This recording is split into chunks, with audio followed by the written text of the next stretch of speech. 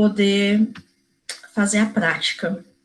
Tudo bem para vocês? Fazer a gravação? Se sim, concorda aí para mim que vocês concordam, tá? Aí no chat.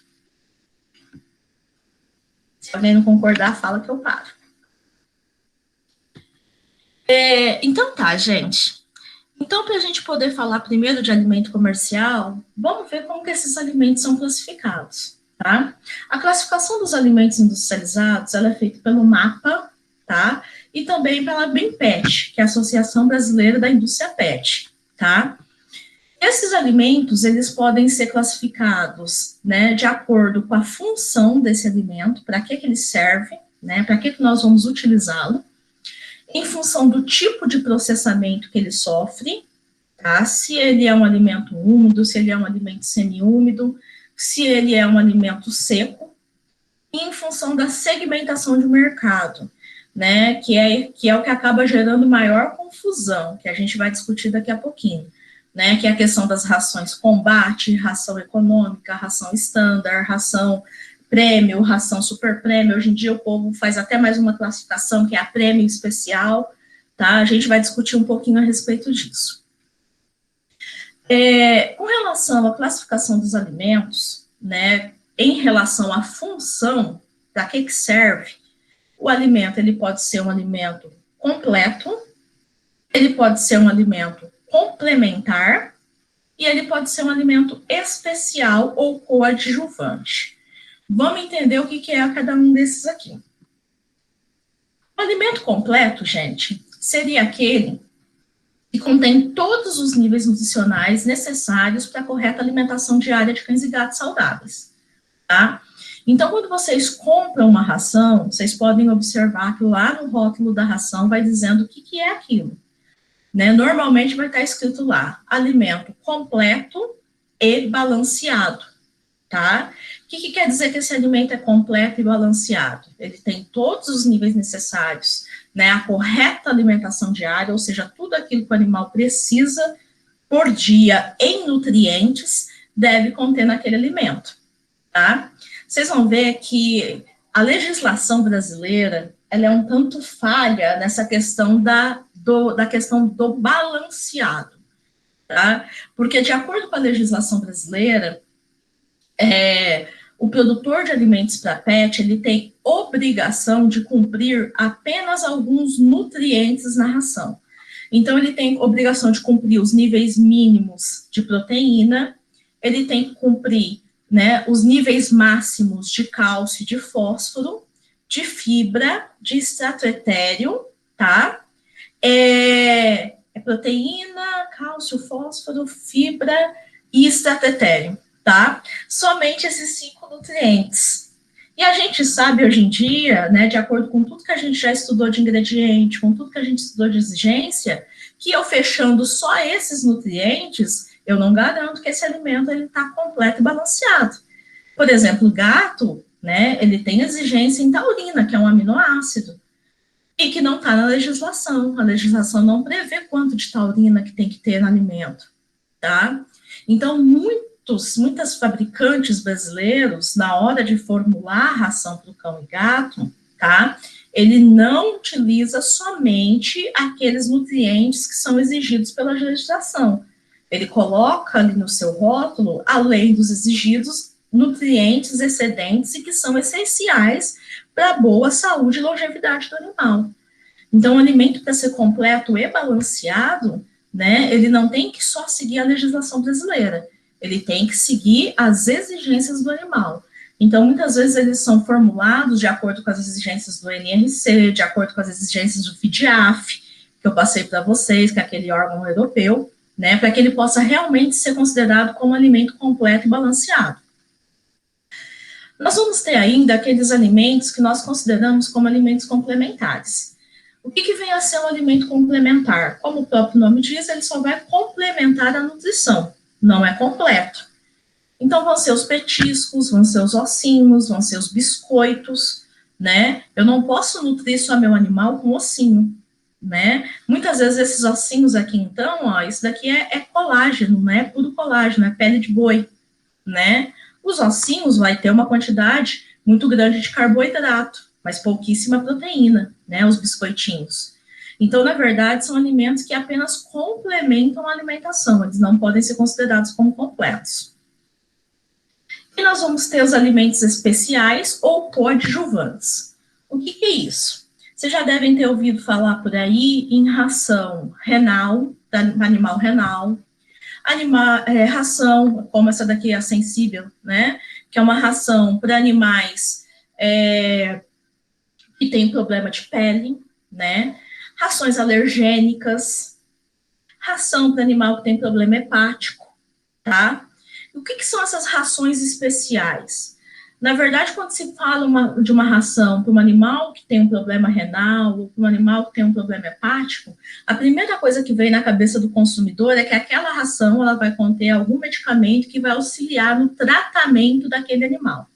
E não é isso que acontece, né? As rações especiais ou coadjuvantes são rações, né, que são formuladas com ingredientes, né, e com níveis nutricionais, pensando em melhorar a saúde daquele animal que tem determinado tipo de patologia, tá?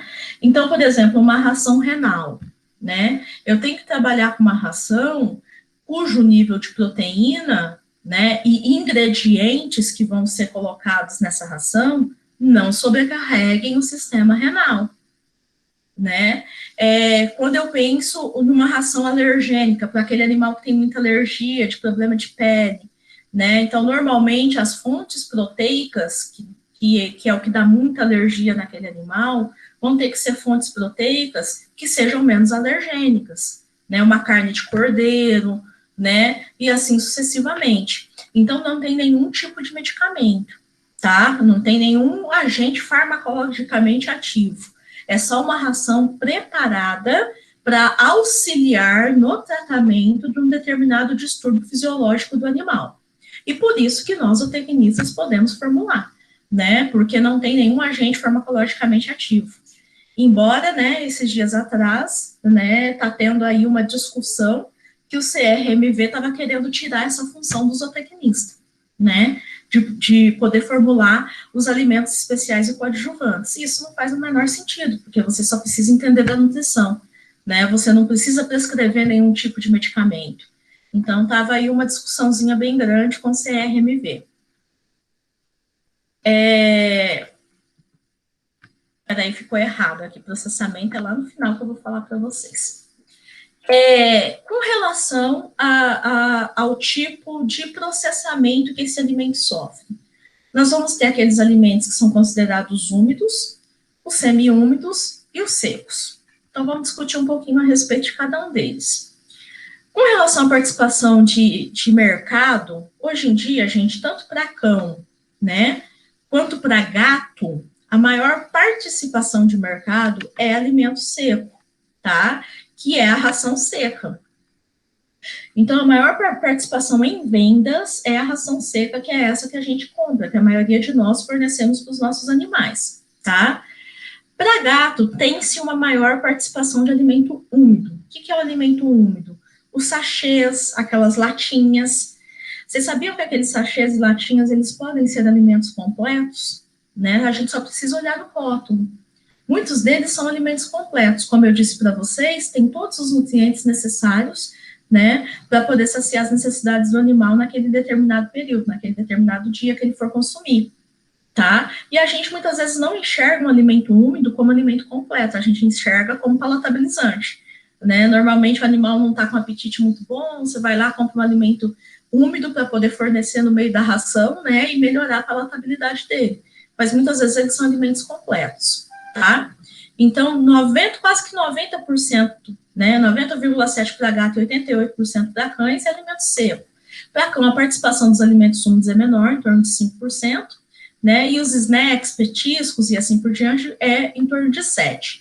Para gato, petisco já tem uma venda bem insignificante.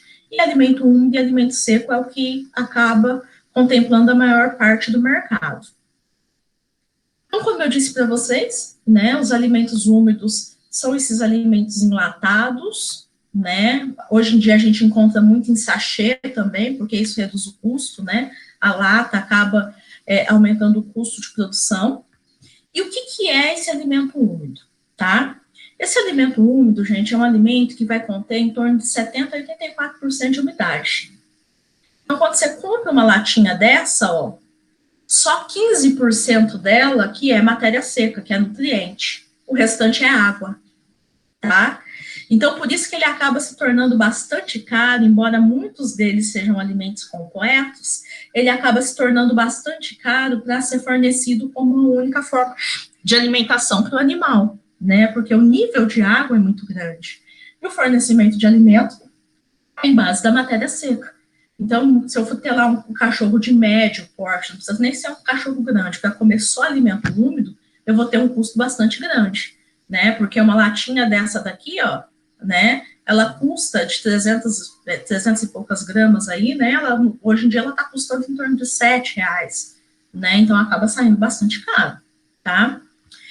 A densidade calórica desses alimentos é em torno de 3.500 a 5.000 calorias por quilo, tá?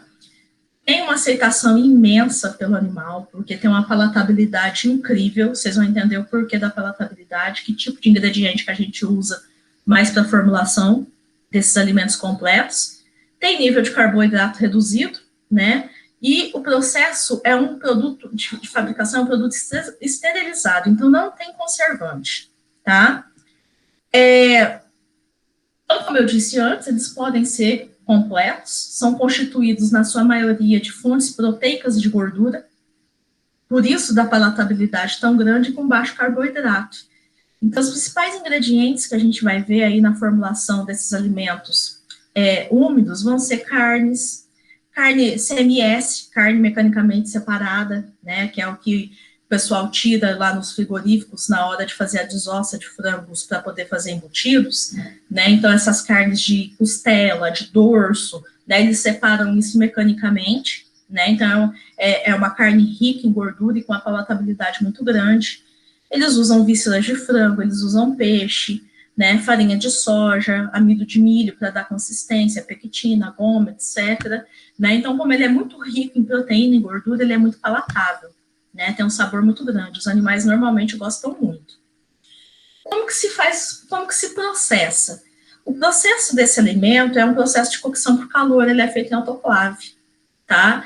Então, normalmente se formula com esses ingredientes que eu disse para vocês, faz a formulação do alimento completo, faz-se a mistura, esse alimento vai ser envasado, tá? Dentro da lata ou dentro do sachê, e aí ele vai para o processo de cocção em autoclave, tá?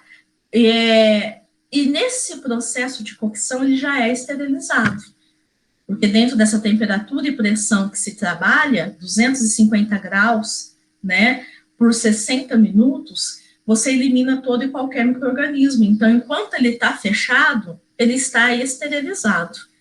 É um alimento que tem uma digestibilidade excelente, 80 a 85% de digestibilidade ração prêmio, super prêmio, né? Só que é um produto caro, como eu disse para vocês, né? A principal desvantagem é essa, né? Porque 72, 85% é água, né? Nutriente tem muito pouco ali, então o animal acaba tendo que consumir uma quantidade bastante grande, né? Muito usado, assim, para gato, né? Que tem um apetite muito seletivo, aquele animal muito seletivo, que não consome bem. E o bom de se utilizar alimento úmido para gato é que, como o gato ele tem dificuldade para tomar água, conforme a gente discutiu lá no início da disciplina, quando ele consome um alimento úmido, ele já está ingerindo água também, né? Então, como eu disse, também outra coisa que encarece é a embalagem. Nós temos no mercado um outro tipo de processamento que são chamados rações semiúmidas, tá? O que são essas rações semiúmidas? São rações, gente, que vão ter em torno de 15 a 30% de umidade, tá? Então, na hora que você pega um grânulo desse, como ele tem uma maior quantidade de umidade, ele é macio. Então, elas são muito indicadas para filhotes em transição da alimentação, né, de amamentação para ração seca. É muito indicada para animal sênior, né, aquele animal idoso que já está com a dentição ruim, que ele não consegue mastigar bem, né? Só que como tem muita umidade, a densidade calórica dela normalmente é um pouco menor. Então o animal acaba consumindo mais, além da questão da palatabilidade, né? Que esses grânulos macios fazem com que ela fique mais palatável. Então ela tem uma densidade calórica em torno de 3.000 a 4.000 quilocalorias por quilo, né? E a textura, né, acaba sendo melhor, uma textura mais macia. Para fazer uma ração semiúmida, né, essa daqui é a semiúmida da Purina, a gente também usa o processo de extrusão, tá? Ela vai ser feita extrusada, porém, né, ela vai sair com maior nível de umidade. Então, assim como a gente usa para rações secas, os ingredientes vão ser os mesmos, é milho, é sorgo, é quilera de arroz, farelo de trigo, como proteico, farelo de soja, farinha de carne, farinha de ossos, vísceras de frango, carne fresca e assim por diante, tá? Diferença dela para seca é o maior teor de umidade. Como fonte de gordura, a gente vai usar nessas rações gordura animal, óleo vegetal e outros, né? Tudo aquilo que a gente vê que tem numa ração. Mineral, vitamina, corante, palatabilizante, antioxidante, antifungos, né? Todos aqueles aditivos que nós já estudamos anteriormente, tá?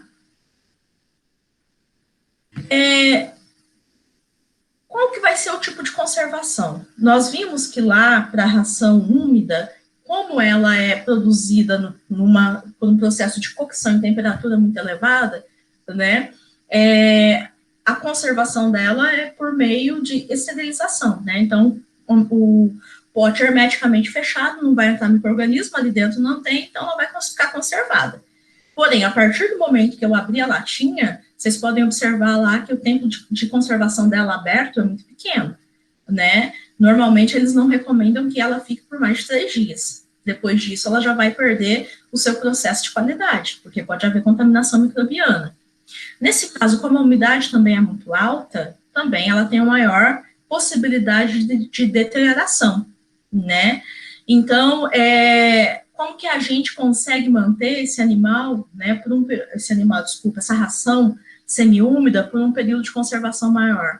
Você diminuindo o pH da ração, por isso que é usado aqui os ácidos orgânicos, né, porque você consegue reduzir o pH e com isso, né, minimizar a ocorrência de micro-organismos indesejáveis, trabalhando com baixa atividade de água, baixa água livre, a água vai estar ligada aos nutrientes, porque se ela fica muito livre, né, consequentemente tem desenvolvimento de micro-organismos, usando antifungos, usando antioxidantes para poder evitar a rancificação, né?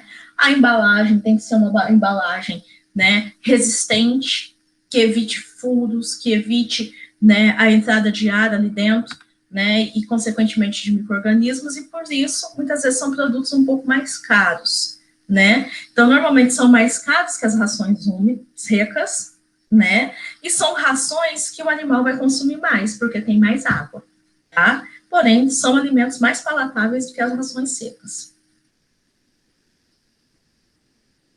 Então, aqui um exemplo, né, de uma ração semi-úmida para vocês verem. Essa daqui é a Frolic, né, e os níveis de garantia dela, né? Então, 22% de umidade. Vocês podem observar que a ração seca não passa de 12% de umidade, tá? Proteína bruta de 19, estratégia de 5,5, matéria fibrosa de 5, matéria mineral de 12, cálcio 2,5, fósforo 1%. E, por fim, em relação ao processamento, né, nós vamos ter aquelas rações que nós consideramos como alimentos secos, que é a grande maioria do mercado de pet food hoje em dia, tá? Como que é feita uma ração seca? Processo de extrusão, tá? O processo de extrusão, ele vai ocorrer numa máquina que é a extrusora, que a gente vai ver daqui a pouquinho, né? Normalmente, essa máquina ela vai trabalhar em temperaturas que variam de 90 a 150 graus Celsius por um tempo muito curto, de 15 a 20 segundos, com o objetivo de permitir a expansão do amido dessa ração, fazer um cozimento, né, e permitir a expansão do amido, tá? Os alimentos secos, eles vão ter de 6 a 12% de umidade. Densidade calórica muito variável, tá? Em média de 3.000 a 4.500. Por que densidade calórica variável? Porque vocês vão ver, depois em segmentação de mercado, que nós temos inúmeros tipos de alimentos. São os mais comuns no mercado e os mais baratos, né, que os úmidos e os semi-úmidos, e entram dentro desse tipo de processamento os biscoitos, né, os produtos usados e as nossas rações. E usa para fazer uma ração seca, né? É mais ou menos aquilo que a gente viu da ração semi-úmida. Porém, dentro da ração seca, né, a gente vai ter que ter uma boa quantidade de carboidrato. Por que ter uma boa quantidade de carboidrato? Para permitir o processo de extrusão, tá? Então, normalmente, nas rações secas, as fontes de carboidrato, elas vão representar mais de 50% da fórmula. Na hora que for formular, mais de 50% é fonte de carboidrato. Milho, sorgo, quilhada de arroz, tá? E esses carboidratos, eles vão fornecer de 30% a 60% da energia, tá? Faz-se uma ressalva, que depois, na hora que a gente for falar da prática, para as rações super premium, né? Premium e super premium. Normalmente, as premium e super premium se utiliza uma menor concentração de carboidratos, tá? Porque normalmente nesse tipo de ração a gente vai usar mais fontes proteicas, tá? E nós vamos utilizar principalmente fontes proteicas de origem animal, que dão muita palatabilidade e fornecem os nutrientes essenciais, como os ácidos graxos essenciais e os aminoácidos que a gente viu lá atrás, tá? Quanto mais barata for a ração, maior a proporção de carboidrato que vai ter dentro dessa ração. Como proteico, nós temos aí inúmeras opções, como o farelo de soja, o glúten, farinha de carne e ossos, farinha de vísceras, de frango, carne fresca. Toda essa parte de ingrediente a gente estudou, né, nas nossas aulas anteriores. E aqui, né, estão os níveis de garantia de alimentos completos para cães adultos, tá? Isso daqui é a recomendação do mapa, viu, gente? Quanto que tem que ter, né, por 100 gramas desse alimento. Então, se é um alimento seco, a unidade máxima que o mapa prevê é de 12%, tá? Proteína bruta mínima, né, de 24, extrato etéreo de 8, matéria fibrosa de 5, matéria mineral de 12, máximo de 12, cálcio máximo de 2,4 e fósforo de 0,6. O semiúmido, umidade máxima de 30 e o úmido de 84. Proteína mínima num semiúmido tem que ser 19%, no úmido 4,4%. Né? Por que vocês viram que no úmido diminui bem? Porque é muita água, né? Não tem como eu colocar 24% de proteína num alimento que tem 84% de umidade, tá? Extrato etéreo de 6,5 no semiúmido e 1,5 no úmido. Matéria fibrosa de 4 e 2, né? E assim sucessivamente, tá? Prestem atenção numa recomendação que o mapa faz aqui, que é em relação ao nível de cálcio e fósforo. O nível de cálcio, ele é dado como nível máximo. O nível de fósforo, ele é dado como nível mínimo, tá? Por que isso? A gente sabe que uma das fontes, né, de proteicas mais baratas que nós temos da alimentação PET, de origem animal, é a farinha de carne e ossos. E a farinha de carne e ossos, ela tem uma proporção muito grande de cálcio, tá? E uma das principais fontes de fósforo que nós temos é o fosfato de cálcio, que é caro. Então, muitas vezes, o cara coloca lá na ração dele, como fonte proteica, a farinha de carne e ossos. Então, ela acaba fornecendo muito cálcio. Tá? Então, essa ração ela pode ter no máximo 2,4% de cálcio. E fósforo tem que ter no mínimo 0,6%. Só quando eu faço essa relação aqui, ó, de 2,4 para 0,6, me dá uma relação cálcio-fósforo de 4 de cálcio para 1 de fósforo, tá? E é uma relação altíssima, tá? O que a gente recomenda para cães e gatos? Que a relação seja de 1 para 1 ou, no máximo, 2 para 1. Então, aqui, ó, deveria ser, no máximo, 1,2 para 0,6, se a gente for considerar aquilo que é fisiologicamente saudável para o animal. Por isso que nem sempre seguir as recomendações do mapa me indica que o meu alimento está completo, balanceado, tá? Então, o cara faz lá uma ração barata, né? Ele está atendendo toda a legislação, mas isso não quer dizer que aquela ração ela é nutricionalmente adequada para o seu animal, tá? E aqui a gente tem os níveis de garantia para gato, né?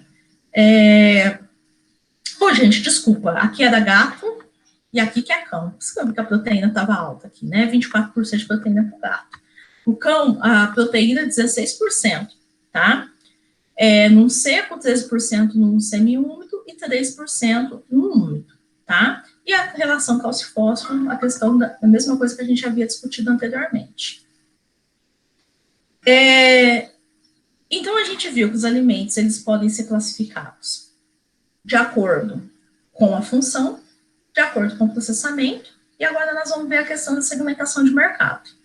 Eu até botei essa foto aqui, né, bem estranha, segmentação de mercado, um cachorro, né, com características humanas, né, porque, na verdade, essa segmentação de mercado, né, quem vem muito avaliar e quem vai, na verdade, fazer a escolha desse alimento para o cão é o ser humano, né, e muitas vezes ele não tem conhecimento nenhum, conhecimento técnico nenhum, para poder distinguir esse melhor alimento para esse animal, tá? Quando a gente fala, né, em segmentação de mercado, nós temos diferentes tipos de ração. Nós temos aquelas rações que nós chamamos de ração combate, que é a ração mais barata que vocês vão encontrar no mercado, né, que ela atende apenas à legislação, os níveis ali que são propostos pela legislação, tá? Nós vamos ter as rações econômicas, tá? Ela melhora um pouquinho em relação ao combate, mas ainda não é o ideal, tá? Nós vamos ter rações, tem uma outra classificação aqui que muitas vezes vocês vão ver que é a ração standard. A ração standard seria uma ração padrão. Nós vamos ter as rações premium, que aí já começa a melhorar nos aspectos qualitativos, e nós vamos ter as rações premium, que seriam as super premium, que seriam as melhores rações que devem encontrar no mercado, tá? Porém, qual que é o problema que a gente tem em relação a essa segmentação de mercado aqui no Brasil? Não se tem legislação que me fale o que uma ração combate tem que ter, o que uma ração econômica tem que ter, o que uma prêmio tem que ter, o que uma super prêmio tem que ter. Quem que define isso? Né? Até esses tempos atrás, a BIMPEST tentou regulamentar, né, para dizer, né, o que cada uma dessas rações deveriam conter para poder entrar nessa classificação, e isso acabou que não foi adiante. Então, na verdade, quem faz a segmentação é a própria indústria. Então, eu tenho uma fábrica de ração, e dentro da minha fábrica de ração, eu tenho diferentes linhas. Então, por exemplo, eu tenho lá uma ração, que é uma raçãozinha pior, dentro da minha fábrica, que eu chamo de econômica. Eu faço uma melhoria na formulação, coloco alguns aditivos, troco uma fonte proteica, eu chamo ela de premium. Melhora um pouco mais, chamo ela de super premium. Então, por isso que dentro do mercado, nem todas as rações premium têm a mesma qualidade. Nem todas as rações super premium têm a mesma qualidade. Muitas vezes eu tenho no mercado rações premium de uma determinada marca que tem a mesma qualidade que uma standard da outra, tá? Então, como que a gente vai saber avaliar, né? É algo bem difícil de fazer essa avaliação. Mas para quem já tem mais conhecimento técnico, o que a gente vai ter que observar? A gente vai ter que observar os níveis nutricionais, nós vamos ter que observar quais são os ingredientes que essas rações foram formuladas, quais os aditivos que foram utilizados, né, na formulação dessa ração, e aí a gente consegue fazer pelo menos essa inferência, uma comparação entre uma ração e outra. Na hora que eu for dar os passos para a prática de vocês, eu vou fazer isso. Eu peguei 2 rações premium especial, que eram até rações aqui que a gente tinha comprado dos nossos cães, né, e vocês vão ver que tem uma diferença bastante grande entre uma e outra, tá? Hoje em dia, gente, 65% do mercado de rações para cães é ração econômica. É o que mais sai, tá? 23% é ração standard, 8% é ração premium e só 4% é super premium, né? Por que vai diminuindo essas proporções? Em questão de preço. Na hora que eu vou saindo daqui para cá, o preço da ração vai aumentando, tá? Porque aumenta, né, o preço dos ingredientes e, consequentemente, aumenta o preço da ração. Então tá, aqui eu quis trazer para vocês, né, como eu disse para vocês, não tem legislação para isso, né, quem define o que é a própria indústria, mas eu quis trazer para vocês, né, o que precisa ter, né, para que essa ração possa ser considerada como uma ração combate, uma ração econômica, uma ração prêmio e uma ração super prêmio, tá? Então, vamos começar aqui, né, pela questão do apelo de venda. O que é o apelo de venda? O que o consumidor leva em consideração, né, na hora de comprar aquele tipo de ração, tá? Então, na hora que ele vai comprar uma ração combate, que é aquela que eu disse para vocês que é mais barata e é uma ração econômica, o apelo de venda, né, aquilo que o fabricante de ração vai levar em consideração para botar aquela ração dele no mercado, é o preço final que ela vai chegar no mercado. Né? Então, quem for comprar, ele vai escolher pelo preço, tá? Quando já se pensa numa ração prêmio, quem compra, ele está pensando numa questão de palatabilidade, uma ração que o cachorro vai gostar, e uma ração que seja mais digerível, né? Uma ração que o animal aproveite melhor. E quem está comprando uma ração super prêmio, ele está pensando em aspectos qualitativos. Que aquele alimento realmente seja completo e seja balanceado para o animal dele, tá? Formulação. Tanto da ração, das rações combate quanto das econômicas, elas têm formulação variável. O que isso quer dizer? Que tem aqueles eventuais substitutos. Então, você pegou uma ração lá na fórmula, você olhou lá na composição dela, né, nos ingredientes que entraram na formulação. Aí eles vai ter lá, naquela ração entrou milho, entrou farelo de soja, entrou farinha de carne e ossos, entrou um hidrolisado de frango para palatabilizante, e assim por diante. Aí, lá embaixo, eles vão colocar assim, eventuais substitutos. Né? O que seriam aqueles eventuais substitutos? Então, ele bota lá sorgo, farinha de penas, e assim sucessivamente. O que isso quer dizer? Né? Que a formulação daquela ração, ela é variável. De acordo com o preço, né, que aquele alimento chega no mercado, que aquele ingrediente chega no mercado, ele pode fazer a troca, tá? Por que ele pode? Porque toda ração, para chegar no mercado, ela tem que ser primariamente, né, cadastrada e aprovada pelo MAPA. Agora, se você vai variar a composição da ração, muitas vezes você não vai variar os níveis nutricionais, mas você vai variar a composição e ingredientes. Isso tem que estar cadastrado lá no MAPA. E isso tem que conter no rótulo, tá? Então, quando você vê uma ração com eventual substituto, quer dizer que a formulação dela é variável, tá? As prêmios, gente, normalmente são fixas. Mas, às vezes, vocês veem no mercado ração que que o produtor, né, que a indústria fabricou, colocou lá no rótulo que ela é prêmio e ela ainda tem uma formulação variável, tá? Agora, super prêmio é sempre formulação fixa. Tá? Se o cara colocou lá na ração de gato dele que ele ia usar uma farinha de salmão, independente da época do ano, do preço dessa farinha de salmão, vai ter que ter farinha de salmão na ração dele o ano inteirinho. Tá? A formulação é fixa. Fonte de proteína. Na combate, normalmente você vai usar fontes vegetais, né, e animais mais baratas. Assim como nas econômicas, normalmente são fontes vegetais e principalmente farinha de carne e ossos. Tá? Que é o que eu disse para vocês, que desregula, que é uma fonte barata, mas que desregula muito a questão, né, da relação cálcio-fósforo da ração, tá? Que não é legal, por exemplo, para o animal em crescimento, né? Isso pode proporcionar problemas ósseos. Nós temos aí as rações prêmio, né? Nas rações prêmio já começa a ter uma melhora. 75% das fontes de proteína de uma ração prêmio tem que ser de fonte animal. Tá? Eu posso usar as vegetais, mas pelo menos 75%, né, tem que ser animal. E quando se pensa em super prêmio, são proteínas de alto valor biológico, né, independente se é animal ou vegetal, tem que ser os melhores ingredientes. Então, muitas vezes vai se utilizar lá um glúten de milho, farelo de glúten 60%, 21%, que embora sejam fontes vegetais, são fontes de excelente valor biológico, até mesmo farelo de soja é uma boa fonte vegetal, né? Vai utilizar fontes de origem animal, como as farinhas de vísceras, as farinhas de carne, né, até mesmo carne fresca. Então, tem que ser fontes, né, de elevado valor biológico. O nível de proteína nas combates vai variar de 16% a 18%, 16% que eu mostrei lá para vocês é o mínimo que o MAPA prevê. nas econômicas de 18 a 22%, nas prêmios de 24 a 28%, e na super prêmio de 28 a 32%, tá? Lembrando, né, que aqui, né, o nível de proteína aumenta, mas também aumenta a digestibilidade dessa proteína, que é o mais importante. Não adianta nada eu ter proteína alta com digestibilidade baixa, tá? Energia metabolizável nas combates é abaixo, né, de 2.800.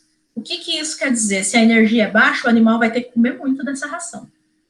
Então, normalmente, as recomendações, né, de fornecimento vão ser altas. Econômica de 2.800 a 3.000, né? Prêmio acima de 3.600, super prêmio muitas vezes acima de 4.000, tá? Matéria mineral, né? Em torno de 8 a 12, e daqui para diante, normalmente abaixo de 8, né? Quanto mais chega para cá, menor vai ser, tá? Fibra, né? Aqui tem muita fibra. O que isso vai gerar? Baixa digestibilidade, fezes inconsistentes, tá? Então, o animal come muito, como a digestibilidade é pouca e tem muita fibra, ele vai defecar demais, que é uma característica muito ruim, tá? Olha aqui a digestibilidade dela, menor que 60%. A cada 100 gramas que ele consumir, né, ele vai liberar, né, pelo menos aí 40 gramas de fezes, tá? Nas econômicas, as fontes de fibra normalmente são farelos, né, o farelo de trigo, como que chama, gente? O farelo de arroz, né, o farelo de trigo, o farelo de arroz são utilizados como fontes de fibra. Já nas prêmios, eles já começam a melhorar. Aí vai utilizar os farelos, algumas utilizam farelos, mas também fontes específicas, como a polpa de beterraba, e na super prêmios sempre tem que ser fonte de fibra específica, né, que são aquelas que a gente comentou anteriormente, né, de baixa, né, de moderada fermentabilidade, né, e baixa solubilidade, né, então vai ser esse tipo de fibra que eu vou querer. A palatabilidade vai aumentando daqui para cá, assim como a digestibilidade. Tem ração super prêmio aí, gente, que tem 90% de digestibilidade. O animal consome praticamente quase tudo, é aproveitável. As fezes que ele faz é pequenininha, né? Então, para quem tem um animal pequeno, para quem vive em apartamento, né? Normalmente, que são animais que comem pouco, as pessoas realmente investem em rações de melhor qualidade. Tranquilo, gente? Posso seguir? Então tá. Então, agora eu vou falar um pouquinho para vocês a respeito do processamento, tá? Então, eu disse para vocês que alimentos secos e alimentos semiúmidos são feitos através de um processamento que se chama extrusão, né? O processo de extrusão é um processo bastante antigo, foi desenvolvido na década de 50 por pesquisadores do laboratório da Purina, né? E em 57, a primeira ração extrusada que foi lançada no mercado foi a Dog Chow, né, da Purina. E ela se manteve em primeiro lugar nas vendas por anos e anos, né? Hoje em dia a Dog Chow já não é mais, né, uma das mais vendidas, mas ainda tem grande mercado, tá? O que é extrusão? O que é o processo de extrusar um alimento? O processo de extrusar um alimento nada mais é do que você cozinhar esse alimento através de uma combinação de umidade, né? Então, a gente vai formular, vai misturar, vai umedecer esse alimento e vai submeter esse alimento ao calor, pressão e atrito, tá? Para que isso, tá? Para que, depois eu volto ali. Para que aconteça isso daqui, tá? Então, esses grânulos aqui que vocês estão vendo, ó, é o grânulo de amido. Então, o amido do milho, o amido do sorgo, né? Ele está na sua constituição natural dessa forma. Quando a gente extrusa o alimento, o que a gente faz? A gente primeiro umedece esse alimento, como eu disse lá para vocês, né? Então, a gente umedece ou com água ou com vapor de água durante o processamento. E esse alimento, né, ao ser umedecido, esse amido ao ser umedecido, ele começa a inflar, a inchar, tá? E à medida que eu umedeço e vou aumentando a temperatura e pressão, esse amido aqui, que tinha essa constituição bem arredondada, ele vai perdendo essa constituição. Vocês podem observar aqui, ó. Então, aqui está 55 graus, aqui está 70, aqui está 90 graus. Então, depois de umedecido, né, ele vai perdendo essa constituição redonda e ele fica assim, tá? E isso daqui, gente, faz com que esse amido seja muito melhor digerido. Se eu não tenho, inclusive, consumir amido cru, pode dar até diarreia, né? Vocês podem observar que quando vocês vão consumir um produto de milho, que é muito rico em amido, vocês não consomem milho cru, né? Ou vocês vão fazer uma pamonha, ou vocês vão refogar esse milho, porque o amido daquele milho precisa ser cozido. Se você consumir o amido daquele milho em grandes quantidades cruas, ele não vai ser digerido e, consequentemente, vai te dar uma diarreia. Então, a ração para o cão, ela precisa passar por esse cozimento para permitir a expansão desse amido, né? O que seria essa expansão? Melhorar, abrir a cadeia do amido para melhorar a atuação das enzimas sobre essa cadeia, né? Melhorando a digestibilidade e, consequentemente, o aproveitamento daquela ração, tá? Para que isso aconteça, normalmente nós vamos trabalhar com um equipamento, que é a chamada extrusora. Como eu disse para vocês, essa extrusora ela vai trabalhar numa temperatura que varia de 90 até 150 graus, né? Essa temperatura ela é variável de acordo com a extrusora e de acordo com o método da empresa. Numa pressão que vai variar de 30 a 60 atms, né? Por um tempo muito curto, de 15 a 20 segundos. Então, esse alimento ele vai ser submetido ao umedecimento, alta temperatura e alta pressão por um tempo curto, e depois ele é esfriado bruscamente, né? Então, quando você faz esse aquecimento, exerce essa pressão e esfria esse alimento, né? Você permite a expansão da matéria, que é isso que a gente busca aqui com o amido dentro do processo de extrusão. O que vai resultar? Quais são, né, as vantagens de você extrusar? Primeiro, vai gelatinizar o amido, né? O que quer dizer gelatinizar? Você já fizeram um mingau de amido de milho, né, de maisena? Quando você coloca o amido de milho no leite, né, em baixa temperatura não acontece nada. Mas à medida que você bota no fogo e começa a mexer, né, o amido vai acontecer aquilo que eu mostrei para vocês. Ele vai umedecer, ele vai expandir, né, e, consequentemente, vai abrir as cadeias. E aí causa aquele processo de gelatinização. Pode ocorrer desnaturação proteica, por isso que a temperatura e tempo de extrusão é tão importante, né? Porque eu quero melhorar a digestibilidade, mas se eu superaquecer ou se eu dimensionar num tempo muito grande, eu posso ter perda proteica, tá? Certa desnaturação é importante, né? Porque nós vimos, quando a gente estava falando de proteína lá atrás, que a proteína, no seu estado natural, ela está numa forma quaternária. À medida que eu vou desnaturando, ela vai abrindo a cadeia e melhorando a digestibilidade, tá? Mas eu não quero que isso ocorra em excesso, tá? Porque aí eu posso perder, né, aminoácidos. Vai acontecer a expansão e reestruturação dos componentes nutricionais, né? E uma expansão exotérmica do extrusado, né? Então, ele adquire essa temperatura de fora e expande, né? Então, a ração, ela fica expandida, né? Mais leve. Vantagens. Melhoria na digestão, como a gente já disse. Controle de micro-organismo, porque eu submeto a minha massa de ração, né, a uma alta temperatura, né? E isso faz controle de micro-organismos. Posso ter ração de formato e densidades, assim, imensas, uma gama imensa, né? Ração em forma de ossinho, ração em forma de coraçãozinho, de triângulo, né? Hoje em dia, inclusive, a indústria utiliza muito disso, desses formatos diferentes para fazer rações específicas para raças, né? Então, por exemplo, se eu tenho rações lá para raças pequenas, o meu granulozinho é pequenininho, se eu vou fazer uma ração para um Rottweiler, eu já faço um granulo bem maior para poder estimular a mastigação daquele animal, né? E como desvantagem é degradação da matéria-prima, que é aquilo que eu disse, que o processo tem que ser controlado, né? Porque se eu fizer um processo com certo descontrole, eu posso ter perda nutricional, principalmente, né, em aminoácidos e perdas vitamínicas, tá?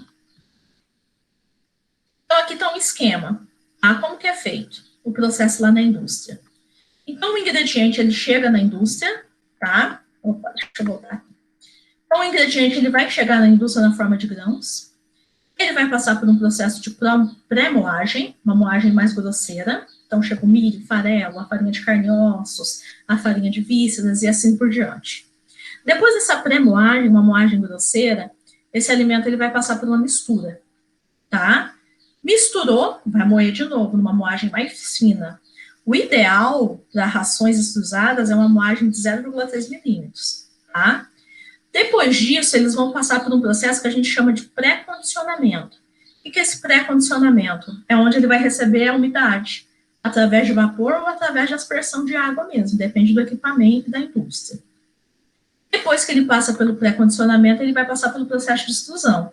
Vai aumentar a temperatura, né? Vai aumentar a pressão, e através do processo de homogeneização, atrito, porque aí aquela ração ela vai ser empurrada contra a matriz, que é de onde vai sair os grânulos. Então, eu tenho pressão, eu tenho umidade, eu tenho temperatura e atrito, né? Isso promove o processo de extrusão, o grânulo vai ser cortado, vai passar por um processo de secagem, porque ele sai úmido daqui ainda, tá? Depois, ele pode ou não passar por recobrimento. O que é o recobrimento? Na hora de extrusar, gente, o mais importante é você ter uma boa quantidade de amido, uma boa qualidade de amido. Eu quero fazer uma ração com uma maior quantidade de energia. Se eu colocar muito óleo aqui, ó, na mistura, isso vai prejudicar meu processo de extrusão. Então, muitas vezes, o que a indústria faz? Ela vai lá, extrusa o alimento e depois recobre esse alimento com uma maior quantidade de óleo para dar mais energia. O que é o recobrimento? É aspergir sobre esses grãos óleo. Às vezes tem indústria que faz aspersão não só com óleo, mas com vitaminas, tá? Com palatabilizante, depois do grânulo feito. E aí ela vai passar por um resfriamento, né? E secagem, e depois acondicionamento e embalagem. Então, aqui está todo o processo que vai acontecer, tá? Aqui mostrando para vocês, né, como que acontece, tá dentro da extrusora, né? O produto vai chegar aqui, né? Chega aqui a minha ração já misturada. Aqui nessa alimentação é onde vai receber o vapor de água ou a água realmente em forma líquida, né? E esse alimento vai passando por esse processo de rosca sem fim aqui dentro do cilindro da extrusora, permitindo o atrito, aumento de temperatura e umidade. Então, ele vai sendo empurrado aqui para a matriz, e aqui na matriz vai sofrer o corte, liberando o grânulo da ração ou pellet da ração. Tranquilo, gente, com relação a essa parte de processamento? Deixa eu voltar lá no chat para ver se tem alguma perguntinha. Ou se vocês têm alguma dúvida. Aqui não dá para eu ver.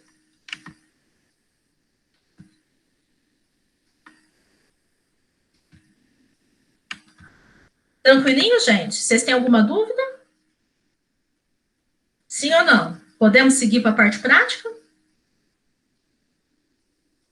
Beleza. Tailine, Natan, tá ok? Rosana, Faiane? Ok. Então, vamos lá.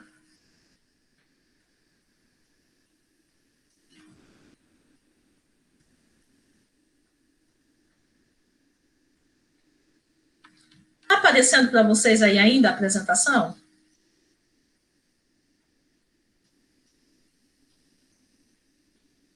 Sim? Está na última apresentação. Ótimo. Deixa eu voltar lá. Então tá, gente. Falado tudo isso, eu vou passar para vocês o roteirinho da aula prática, tá? A aula prática, eu vou discutir com vocês aqui agora, e depois vocês vão fazer em casa, com o material de vocês, por isso que eu tinha perguntado antes, se todo mundo tinha ração, se tinha rótulo, tá? E nós vamos precisar disso para poder fazer essa prática, que é a avaliação do rótulo e da qualidade física de rações para cão e para gato.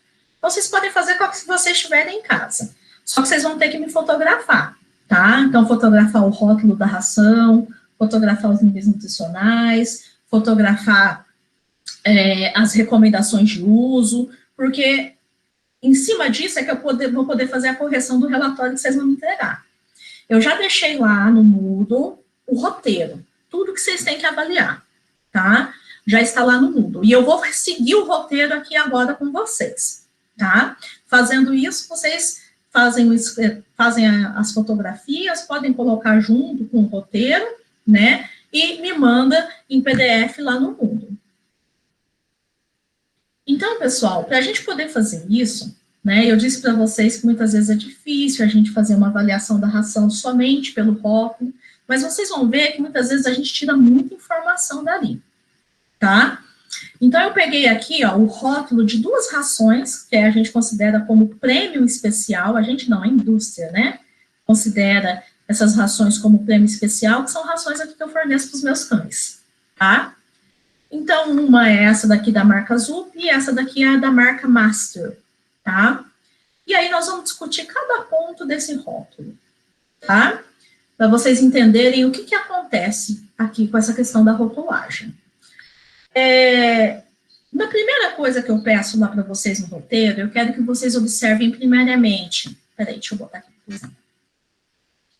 Observem primariamente a espécie, para que é. Então, acho que vai ter gente aí que vai ter ração para gato, vai ter gente que vai ter ração para cachorro, para cão filhote, para cão adulto, né? Então, vocês vão observar para qual que é a espécie e para qual faixa etária que se destina. Vai lá e vai anotar no relatório, tá? Então, por exemplo, aqui, né, as 2 rações que eu estou trabalhando são rações para cães adultos de pequeno porte, tá? Ambas, ração completa para cães adultos de raças pequenas, tá? Segunda coisa que eu quero que vocês observem, a embalagem de uma forma geral, tá? Gente, a embalagem, ela diz muita coisa pra gente, tá? Então, a primeira coisa, nós vamos observar o layout, disposição das informações, data de validade, comunicação, como a embalagem se comunica, né, com o consumidor, e assim por diante, tá? Quando a gente observa, né, essas 2 embalagens, né, vocês vão ver que tem diferenças, embora a indústria diga que o aspecto qualitativo das 2 rações é a mesma, né, vocês vão ver que vão ter algumas diferenças. Primeira coisa que eu quero que vocês saibam sobre as embalagens, tá? Tudo que a indústria tem, coloca na ração que ela tem, tá? Então, por exemplo, aqui, vou ver se eu botei uma foto mais perto. Vamos pegar aqui. Então, por exemplo, aqui. Opa. A Master, ela colocou que a ração, né, ela faz uma chamada no rótulo da ração dizendo que ela tem ômega 3 e ômega 6, tá? Que ela tem selênio com vitamina E, que é antioxidante, tá? Se ela faz essa chamada aqui no rótulo da ração, quando chega lá na lista de ingredientes, ela tem que me falar quanto de ômega 3 que tem nessa ração. Isso é legislação. Ela tem que cumprir essa legislação. Se ela não estiver fazendo isso, ela não está cumprindo a legislação. Então, por exemplo, essa daqui, ó. Opa. Então, essa daqui, a Zup, né? Ela fala que tem sulfato de condroitina para proteção articular. Se ela realmente colocou o sulfato de condroitina, que a gente viu lá atrás nos aditivos, né, que ajudava a proteger as articulações, ela tem que me falar lá na lista de ingredientes quanto de sulfato de condroitina tem, tá? Ela fala que tem prebiótico, que melhora o fluxo intestinal, então tem que me dizer quanto que tem. Tem extrato de UCA, essa daqui também diz que tem extrato de UCA, tá? As 2 dizem que tem extrato de UCA. Né, que melhora o volume e o odor das fezes. Então, ela tem que me dizer quanto de extrato de UCA que tem. Como ambas são prêmio, tá, rações prêmio em especial, elas não têm corante. Não pode ter, tá? Ração prêmio tem que ser ração formulada sem corante. Normalmente, a gente vai encontrar ração colorida em rações de standard para baixo. Ração prêmio não pode ter cor, tá? Porque corante, gente, são substâncias potencialmente cancerígenas, né? Quem vai gostar da cor na ração? Quem vai se atrair pela cor? O tutor, né? O cachorro, ele não tá nem aí se o grânulo é azul, né? Agora, o tutor é que muitas vezes se atrai, ele vê lá o grânulo verdinho, ele acha que aquilo é os vegetais, o vermelhinho ele acha que é a carne, e assim por diante, tá? Outra coisa, vocês podem observar que muitas rações têm esse Tzinho aqui, ó, tá? O que é esse Tzinho que tem aqui na embalagem? Toda ração que tem esse Tzinho, tá? É ração que na sua inclusão entrou mais que 1% de alimento transgênico. Inclusive, lá na lista de ingredientes, ele tem que colocar, né, qual o alimento que era transgênico e quais os micro-organismos que foram utilizados para fazer a transgenia do alimento. Tá? Então, vocês viram assim que só de frente, quanta coisa o rótulo nos traz? Tá? Então, ele tem que conter o lote, porque se tiver algum problema, tem que ter rastreabilidade, né? Saber de que lote que veio, a data de fabricação, a validade. Uma coisa interessante, gente, que rações para cães, hoje em dia, da forma como elas são armazenadas, normalmente esses dois rótulos aqui, tá? São rótulos resistentes e rótulos laminados interiormente, que fazem uma maior proteção. São rações que têm um tempo de validade muito grande, tá? Então, vocês podem observar, ó, tanto essa, né, de janeiro de 2020 para janeiro de 2021, quanto essa daqui de junho de 2020 para junho de 2021, são rações que têm 1 ano de validade, tá? Então, o tempo de validade de rações para cães e gatos, hoje em dia, também é um tempo bastante extenso, tá? Diferente, por exemplo, de uma ração para frango, né, uma ração para bovino. Normalmente, quando vocês compram essas rações em sacos a granel de 40 quilos, o tempo de validade dela é de 3 meses, né? Em função da forma de armazenamento, né? Se for também fazer um armazenamento desse para uma ração para gado ou um armazenamento desse para uma ração de frango, vai encarecer demais o quilo da ração, né? E, consequentemente, o tempo de armazenamento é bem menor. Outra coisa que nós vamos observar, né? A recomendação diária. A foto está meio assim, porque o saco estava cheio. Eu tirei a foto no saco, tá? Então, por exemplo, essa daqui é dessa primeira ração aqui, ó, da ZUP, né? Então, ela para cães de porte pequeno, né? Sai desde cão de 0 quilos, cães adultos, até 20 quilos, tá? Vocês vão observar que a recomendação dessa daqui é um pouquinho menor, tá? Se fornece um pouco menos do que da segunda, e depois vocês vão entender o porquê, tá? Então, a recomendação aqui para um cachorro de 0 a 4 quilos varia de 50 a 85 gramas, tá? E aqui ele dá em número de xícaras, né, para facilitar. Ele fala que uma xícara de 200 ml equivale a aproximadamente 75 gramas, que é uma questão questionável que a gente vai discutir daqui a pouquinho, tá?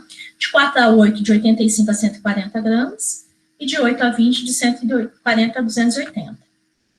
Já aqui tem a recomendação da segunda ração, tá? De 4 a 6 quilos de 92, né, a 125, só pegando os 4 quilos aqui como ponto, isso daqui é aquelas tabelinhas que vocês aprenderam a fazer em função do nível energético da ração, lembra? Então, aqui, ó, para 4 quilos, seria o máximo aqui de 85, né? Então, aqui começa com 4 quilos. Para o animal de 4 quilos, eles já recomendam 92. São 7 gramas de ração a mais diária, né? Um animal de 6 a 10, né? 125 a 180, né? Então, 125 a 185 seria mais ou menos 60 gramas. Um animal de 8 quilos, que é mais ou menos o que estaria aqui no meio, seria uma recomendação de aproximadamente 155 gramas, né? Sendo que para um animal de 8 quilos aqui, a recomendação é de 140. E assim sucessivamente, tá? Outra coisa, além do prazo de validade, número de lote, como eu disse lá para vocês, tem que conter no rótulo, né, as informações sobre a empresa e o registro do estabelecimento para a produção de alimentos comerciais para cães e gatos. Então, em todo o rótulo vai ter que vir esse registro aqui, ó.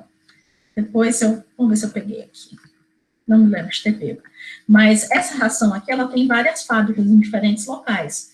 Então, no rótulo, ela vem descrevendo o registro de cada uma das fábricas e indicando em qual fábrica que foi produzido, tá? Outra coisa que eu peço para vocês observarem, tá? Os níveis de garantia. Tá? Agora, não dá para eu fazer comparação dos níveis de garantia em matéria natural, porque muitas vezes uma ração tem uma matéria, uma quantidade de umidade, a outra tem outra quantidade de umidade, ou matéria seca, né? Então, aqui eu trouxe para vocês, né, o rótulo da primeira ração, o rótulo da segunda. Então, lembra que eu disse para vocês lá que tinha o ômega 6 e ômega 3, e se ele colocou no rótulo que tinha, ele tinha que colocar as quantidades? Então, tá aqui, ó, ácido graxo ômega 6, mínimo de 24 gramas por quilo. Ômega 3, mínimo de 2.300 miligramas por quilo, né? Cálcio, né? A carnitina que melhora o metabolismo lipídico, que é um aditivo que nós vimos lá atrás, eles falaram que tinha carnitina, aí tiveram que colocar o quanto de carnitina tinha, né? A glucosamina, né, que é o que melhora as articulações, colocaram aqui também a quantidade. O hexametafosfato de sódio, que também é um aditivo que melhora, evita a questão, né, de ocorrência de tártaro, né, também está presente aqui, né, os probióticos que falava lá no rótulo, que melhorava a atividade intestinal, e assim por diante, tá? E aqui estão os níveis nutricionais da segunda ração, tá? Para eu comparar, primeira coisa, eu tenho que passar para a matéria seca, porque essa daqui, ó, ela tem, cadê a umidade dela? Ela tem 12% de umidade, essa daqui tem 10% de umidade. Então, não dá para eu fazer uma comparação muito clara. Então, o que eu vou querer que vocês façam? Vocês vão lá nos níveis de garantia das rações de vocês, ajusta para a matéria seca e compara com a tabela do FIDIAF, tá? A tabela do FIDIAF está aqui nesse material, depois eu vou colocar o material lá para vocês, tá? E também calcule a energia metabolizável da ração, que vocês já aprenderam a calcular, né? Com as equações do NRC que eu passei para vocês, eu acho que foi até um dos últimos exercícios que a gente fez. Então, vocês vão fazer esse ajuste. Não, professora, precisa ser de todos? Não, eu só quero dos que estão, que são obrigatórios pelo Ministério da Agricultura, tá? Então, vocês vão fazer a proteína, vocês vão fazer a matéria mineral, vocês vão fazer a matéria fibrosa, vocês vão fazer o extratetéreo, o cálcio e o fósforo, tá bom? Passam para a matéria seca, né, e vão comparar com a tabela do FIDIAF. Calcula a energia da ração de vocês, né? E aí também façam essa comparação. Então, aqui, ó, gente, só para mostrar para vocês, eu fiz essa, como que passa para a matéria seca, né? A gente já tinha feito isso nos exercícios, mas só para relembrar. A ração 1, ela tem 88% de matéria seca, 12% de umidade, né? Ela tem 25% de proteína e 88% de matéria seca. Se fosse para 100, quanto de proteína ela teria? 28% e 41%, tá? A ração 2, que é uma ração com 90% de umidade, se eu for passar para matéria seca, ela tem 26 e 67. Então, vocês já estão vendo que essa diferença aqui, que aparentemente era de 1% só, né, de proteína bruta, ela já saiu para quase 2%, tá? Quase 2% de diferença de uma ração para outra. Aqui estão as recomendações do FIDIAF. Lembrando que o FIDIAF, gente, ele recomenda, né, ele faz as recomendações mínimas. É igual ao Ministério da Agricultura. O mínimo de uma ração para uma ração de cachorro, de proteína, é 16%. Né? No FIDIAF, ele varia de acordo com a exigência. Né? Se é de 95 quilocalorias, né, pelo peso corporal do animal, como animal de baixa atividade, ou animal de moderada atividade. Tá? Então, varia de 21%, né, para 18%, tá? Que já são níveis bem superiores àquilo que o Ministério da Agricultura prevê. De acordo com o que nós vimos aqui, né, essas rações, elas estão atendendo pelo menos o mínimo recomendado de proteína? Sim ou não? Uma tem 28 e a outra tem 26. O mínimo recomendado seria 21. Elas estão atendendo? Ailine, Natan, Faiane, Osana, Alene. Sim ou não?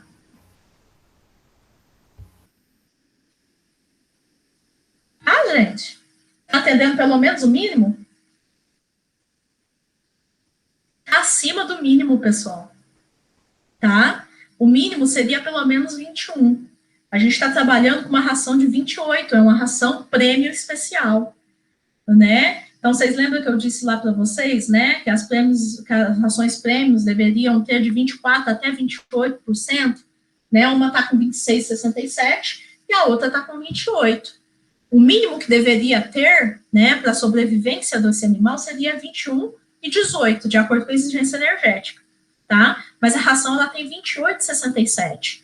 Então, ela está atendendo o FIDIAP e ainda está sobrando, né? E esse excesso de proteína que está passando é o excesso que vai para a melhoria da musculatura do animal, para a melhoria da qualidade de pelo, né? Então, por isso, né, essa recomendação mínima aqui é para a sobrevivência do animal.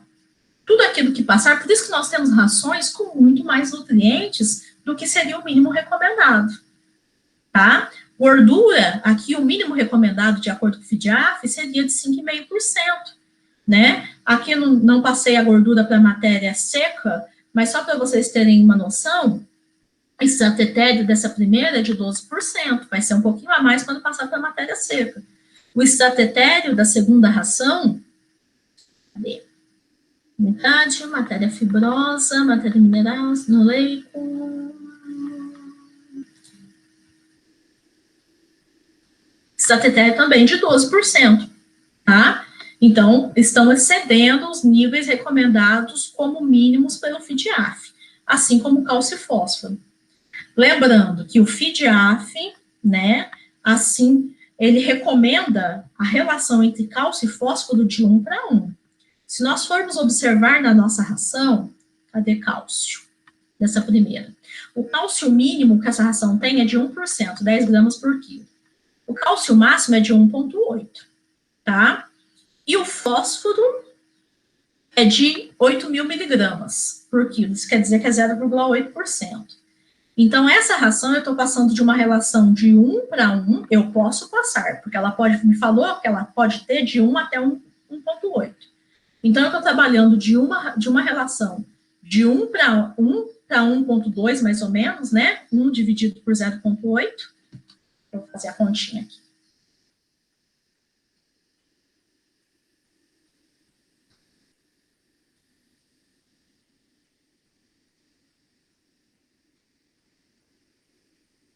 Calculadora, cadê você? Aqui. 1 dividido por 0,8, de uma relação de 1,25, não sei se dá para vocês enxergarem, né? A uma relação de 1,8 dividido por 0,8. A uma relação de 2,25. Está bem acima, né? Se eles trabalharam nessa ração com o cálcio máximo, que é de 1,8, né? Que eles colocaram ali, já ultrapassa a relação de 1:1 para no máximo 2:1. E essa segunda ração vai ficar um pouquinho pior. Porque eles falam que o cálcio mínimo é de 1 também, que aí seria a relação de 1,25 para 1, né? Só que o máximo deles é de 2%, 20 gramas por quilo, né? Então, 2 dividido por 0,8, ficaria com uma relação de 2,5, tá? Então, com relação ao cálcio, as duas rações, elas estão ultrapassando um pouco aquilo que seria a relação cálcio-fósforo, que seria indicada como ideal, tá? E aí vocês vão fazer isso para esses nutrientes que eu falei para vocês, e comparar aqui com o FIDIAF. Depois que calcular a energia, de acordo com as equações do NRC, que eu já ensinei para vocês, né, vocês vão ver a diferença entre as duas. Aqui nesse caso, essa ração 1, que é aquela ração da ZUP, o rótulo preto, ela tem uma energia, que eu já fiz o cálculo, de 3.653 quilocalorias por grama. A segunda tem uma energia de 3.611. Agora, vocês entenderam o porquê das diferenças nas recomendações? A ração 2 da Master, ela sempre recomenda um consumo um pouco maior do que a ração 1 da ZUP, porque ela tem menos energia, né? Ela tem aí quase 40, mais de 40 quilocalorias por quilo a menos. Então, essa quantidade energética menor, ela vai ter que ser compensada no maior consumo, tá? Então, por isso que aquelas recomendações, elas são diferentes. Fabiana, Oi. eu tenho uma pergunta, mas assim, tem a ver, mas não exatamente. Aham. Quando o alimento do cachorro, o dono dá em questão de quantidade, fala assim, meu cachorro é muito grande, ele precisa comer muito. Aí você muda a dieta dele, né? Você vai fazer uma dieta certinha, com questão de nutrientes que ele vai ter. Provavelmente, às vezes, a quantidade vai ser menor. O cachorro, ele vai sentir essa diferença? Ou, por exemplo, como vai estar sendo fornecido tudo para ele, ele não vai nem sentir a diferença de estar comendo mais ou menos? Depende do score corporal dele, tá? Porque tem cachorro, o que acontece? Tem cachorro que ele tem um apetite muito voraz. Então, é aquele cachorro que você coloca o tanto de ração que você colocar, ele vai comer. Os meus aqui são assim. Inclusive, né, a gente entende da nutrição, mas meus cachorros estão obesos. Né? Porque o que acontece? Se deixar ali à vontade, o tanto que você der de ração, ele vai comer. Para esse cachorro, se você der a quantidade ideal, é possível que ele perca peso. Né? E se ele está acima do score corporal considerado ideal, na próxima aula eu vou passar isso para vocês, a questão do score, tá? Que é manejo alimentar. É possível que ele sinta, tá? Agora, tem cachorro que ele não tem esse apetite voraz. Ele tem o hábito de comer aquilo que ele precisa. Então, você observa que o score corporal dele está legal. Ele está dentro daquilo que a gente considera como ideal, né? Eu vou mostrar para vocês quais são as características, mas a gente observa quantidade de gordura em cima da costela, a gente observa se a cintura do animal está marcada, se não está marcada, a prega, né, aqui da perna, tudo isso a gente observa para ver se ele está obeso ou não. Se ele está dentro do score corporal dele, né, se aquela ração é uma boa ração, se ela tem uma boa digestibilidade, você dando a quantidade ideal para ele, ele não vai sentir. Agora, às vezes, você coloca ali que a quantidade ideal para ele, né, é aquele tanto, mas a ração não tinha uma digestibilidade muito legal, e ele, por si só, já estava consumindo a mais para saciar as próprias necessidades, né? Então, ele pode dar uma sentida. Tá? Então, depende muito da questão dos aspectos qualitativos do alimento que você está fornecendo e do score corporal do animal. Estou fornecendo uma ração legal, né? É uma ração boa. Você pode fornecer ali a quantidade que é suficiente para ele, que ele não vai sentir. Estou fornecendo uma ração de qualidade duvidosa, né? Ele já está no score corporal leve, né? Você fornecendo aquela quantidade, pode ser que ele tenha um pouco de perda de peso. Tá? Responde a sua pergunta? Respondeu. Tá? Então, aqui, gente, só para vocês terem uma noção, né, da composição dos produtos, né? Então, aqui, a composição básica, aqui são os ingredientes. Então, farinha de víscera, começa aqui, composição da ração 1. Farinha de vísceras de aves, eles colocaram até a quantidade, eles usam 15% de farinha de vísceras de aves na formulação, né? Por que eles colocaram isso? Porque é uma fonte, né, de proteína de excelente qualidade. Excelente digestibilidade, excelente palatabilidade. Eles falaram, minha ração, 15% do ingrediente da formulação dela é farinha de vísceras de aves. Fileira de arroz, entrou em 5%. Farinha de carne, milho integral, farelo de soja, sorgo, glúten de milho, 60%, glúten de milho com 21% de proteína, óleo de frango, óleo de peixe, hidrolisado de fígado, levedura, 0,5% de levedura, cloreto sódico, é sal comum, semente de linhaça, palatabilizante em pó, extrato de yuca, né? O probiótico, o hexametafosfato de sódio, sulfato de condroitina, sulfato de glucosamina, carnitina, todos aqueles aditivos que nós estudamos. Eles usam ainda ingredientes, né, naturais, como cenoura, ervilha, espinafre, tá? Tudo isso daqui, gente, é fonte de fibra funcional, tá? Aquelas que melhoram o funcionamento do intestino. Propionato de cálcio, BHT, que é o antioxidante, as vitaminas e os microminerais, tá? E aqui está a composição da segunda ração. Farinha de carne de frango, também é um bom ingrediente. Farinha de carne e ossos bovinos, aí a gente já dá aquela balançada, né? Milho moído, quilela de arroz, farelo de soja, farelo de trigo, Ó, não tem fonte de fibra funcional. A fonte de fibra deles é um farelo de arroz, semente de linhaça, óleo de frango, cloreto de sódio, hidrolisado de carne, sulfato de ferro, e aí vem as vitaminas, né, e os minerais, não, ainda tá aqui, ó, os MOS, né, que são os prebióticos, e o extrato de yucca, né, e a zeolita que diminuem a umidade das fezes e o cheiro, né, deixa ela mais sequinha e com menos cheiro. Observando pelos ingredientes das duas rações, as duas são prêmios especiais. Mas das duas, vocês acham que tem melhor qualidade? Um ou dois?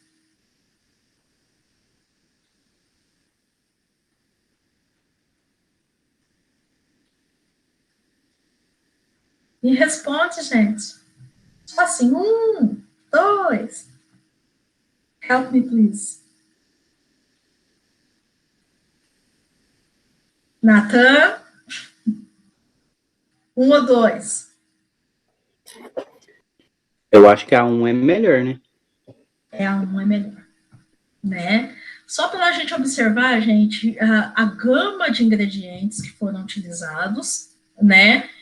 Uma quantidade bem maior de ingredientes e uma quantidade maior de ingredientes de qualidade, né? Até a questão dos óleos, eles variaram os ácidos graxos, né? Então, tem óleo de frango, tem óleo de peixe, né? Os dois trabalharam com semente de linhaça, que também é uma fonte de ômega 3, né? Porém, né, a ração 1, ela tem melhores aspectos qualitativos, tá?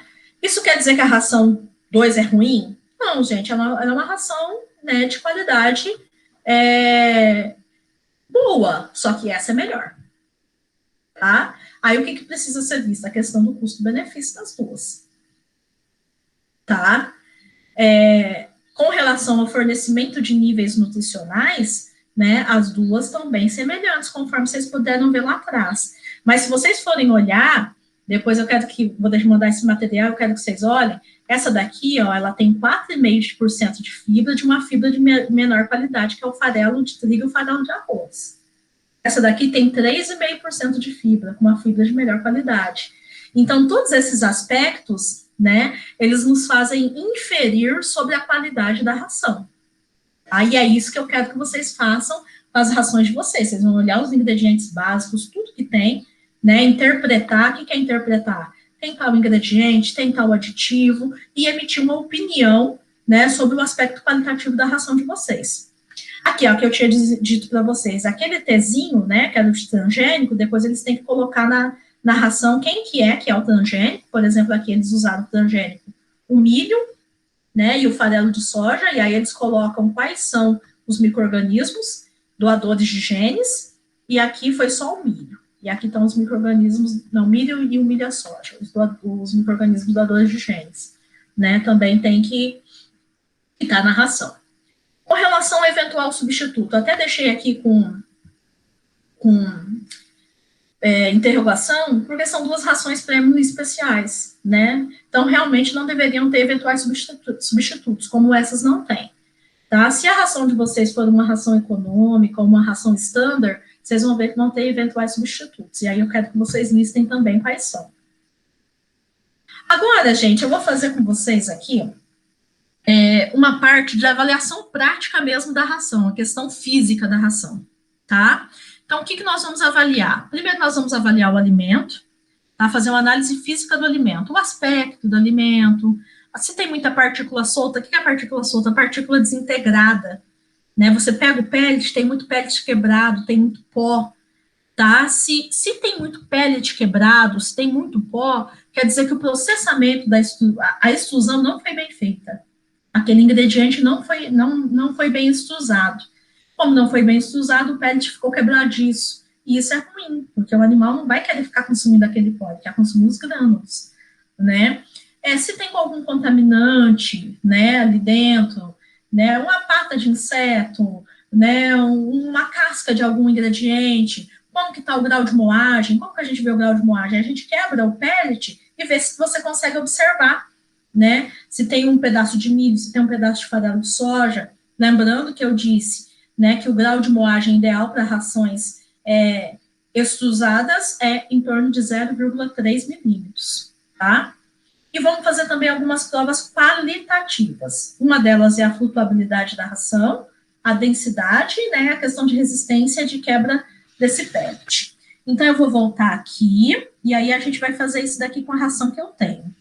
Deixa eu voltar lá para... E aí, qualquer dúvida, vocês podem me perguntar. Então, primeira coisa, eu já deixei a ração, minha ração é muito pequena, é animal de pequeno porte. Deixa eu separar a apresentação, para eu ver o que é que eu estou mostrando aqui para vocês, né?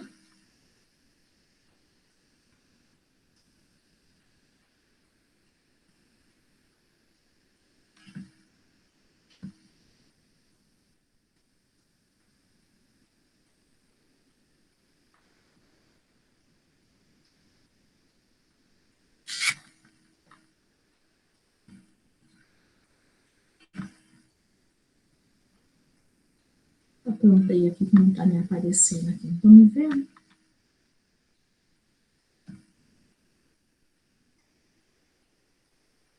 Alterar o layout.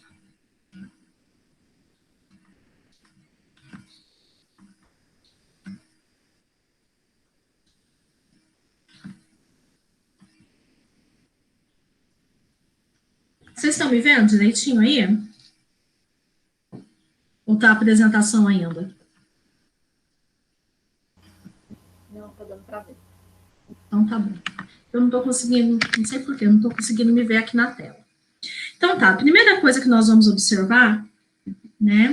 Estou com a ração aqui. Então a gente vai observar a questão.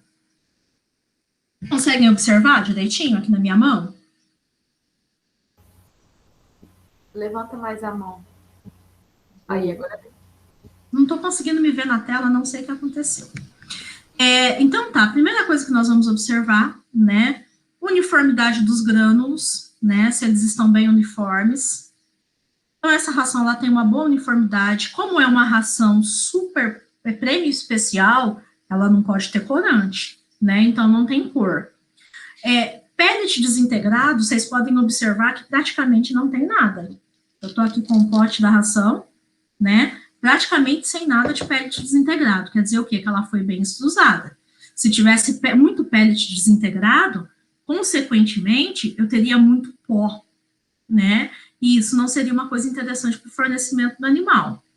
Nós vamos verificar o cheiro da ração, cheiro agradável, não pode ter cheiro de ranço, né? O que quer dizer aquele cheiro de ranço? Que teve uma oxidação lipídica, né? Que os aspectos qualitativos dessa ração já estão se perdendo, tá? Outra coisa que nós vamos observar. Eu quebrei ele aqui, mas como é muito pequenininho, não sei se vai dar para vocês verem. Tá? A gente vai observar o grau de moagem da ração. Então, quando a ração foi bem moída, na hora que eu quebro o grânulo, eu não consigo ver pedaços de outros ingredientes. Eu não estou vendo se tem o milho, se tem o farelo de soja, né? O que tem ali, tá? Rações que foram moídas, que foram mal moídas, você vai olhar, aí você consegue observar ali um pedacinho, né, de milho, um pedacinho de farelo de soja, e vai ser justamente aquela ração que vai ter muito pellet desintegrado, tá? Então, essa ração aqui, com relação à qualidade física dela, ela tá com uma qualidade física legal. Uma outra coisa que nós realizamos, para poder avaliar a questão da qualidade física, isso daqui é feito muito na indústria, tá?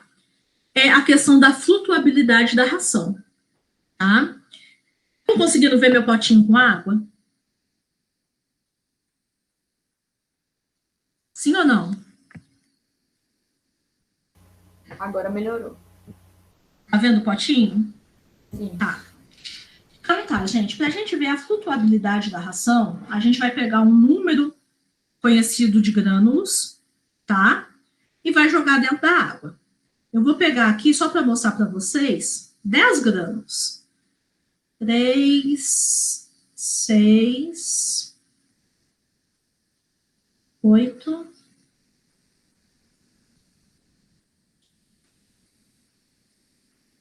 10. Ver se ficou certinho. 4, 8, 10. E joga na água. Tá? E aí nós vamos verificar quantas, né, que boiaram e quantas que afundaram. Nesse caso aqui, ó, não sei se está dando para vocês, eu botei no pote transparente para vocês verem.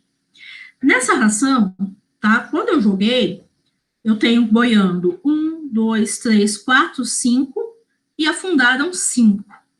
Ou seja, meu grau de flutuabilidade dessa ração está em 50%. Tá? Professora, mas e aí, isso é bom ou isso é ruim? Depende, tá?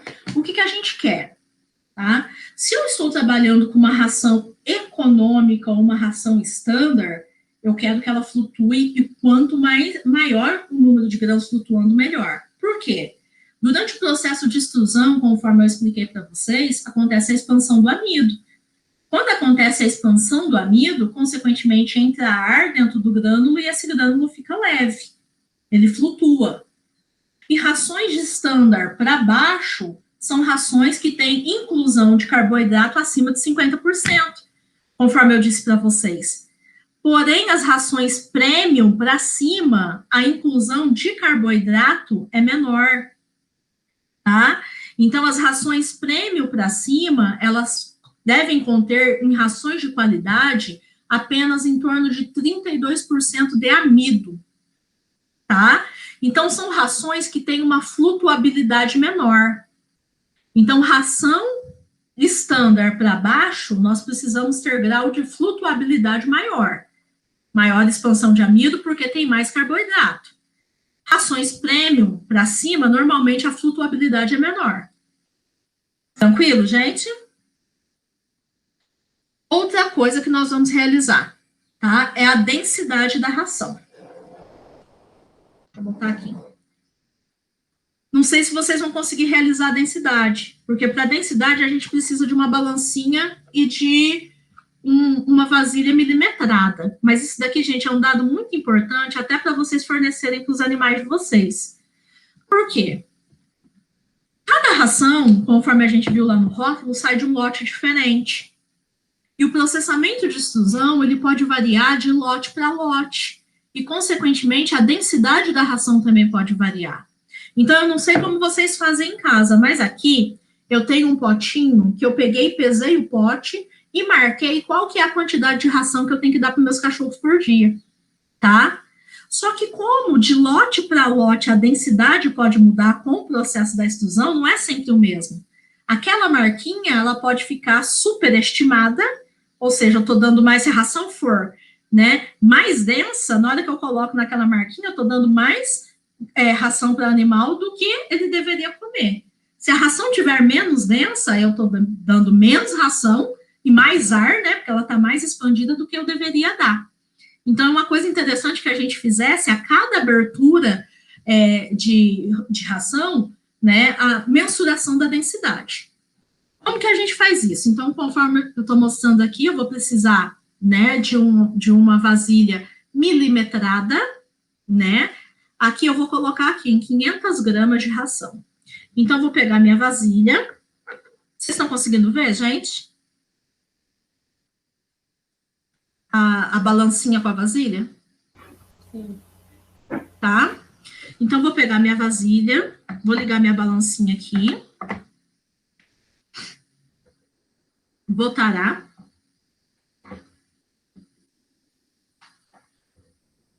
E vou colocar 500 ml de ração. Deixa eu fechar aqui para não virar tudo.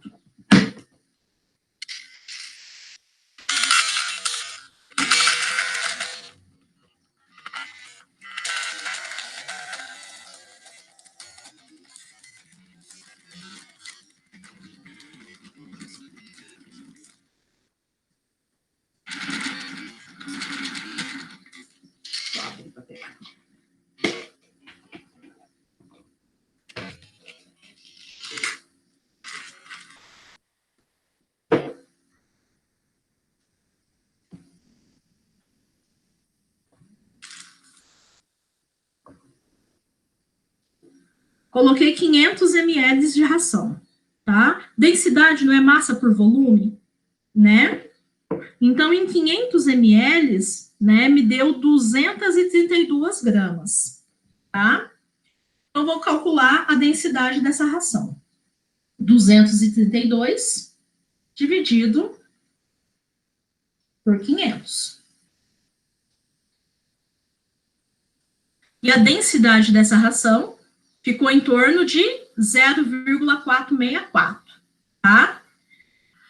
Para rações, essa densidade está o quê? Ela está com uma densidade, uma ração densa, uma densidade alta. Como que a gente percebeu isso? Pela flutuabilidade, né? Tanto que ela só teve 50% de flutuabilidade, tá? Se ela tivesse, né, uma ração, uma densidade mais baixa, consequentemente eu teria tido uma flutuabilidade maior, né? Mas isso é ruim, essa densidade alta? Não, porque eu estou com uma ração premium, né? Se eu tivesse com uma ração econômica e standard, com uma densidade alta, quer dizer que não foi bem expandido, tá? E aí seria uma característica ruim, tá? Ou seja, né, a ração que deveria estar mais leve, ela tá densa, o amido não expandiu direito. Nesse caso, como tem pouco amido, né, ela tendo essa densidade de 0,464 não é ruim, tá? Normalmente, para rações standard para baixo, a gente espera uma densidade de 360, 380, tá? Mas isso eu deixei tudo anotado lá no roteirinho de vocês, tá? Por que que é interessante, né, como eu disse para vocês, fazer a densidade? Pode ser que no mês que vem eu compre a mesma ração, né, e na hora que eu for medir, a densidade dela está menor, né, e na hora que eu for fornecer para o meu animal, se eu ir na mesma marquinha, por ela estar com uma densidade menor, eu posso estar dando menos nutriente do que o animal realmente exige. Isso é uma coisa que praticamente quase ninguém faz, né? E que realmente faz diferença na hora de nutrir o animal. Principalmente se a gente nutre o animal de acordo com exatamente com aquilo que ele precisa. Tranquilo, gente? Alguma dúvida? Ou não? No meu caso, que tem balança, é obrigatório na tarefa? Não, se você não tiver balança, não precisa fazer, não. Tá? Mas faça a flutuabilidade, calcule a flutuabilidade, tá? Tá. Quem tiver, é interessante fazer. Tá? Até mesmo para vocês verem se o que vocês estão fornecendo para os animais de vocês está dentro do ok. Tá bom? Dúvidas? Era isso que eu tinha para passar para vocês hoje.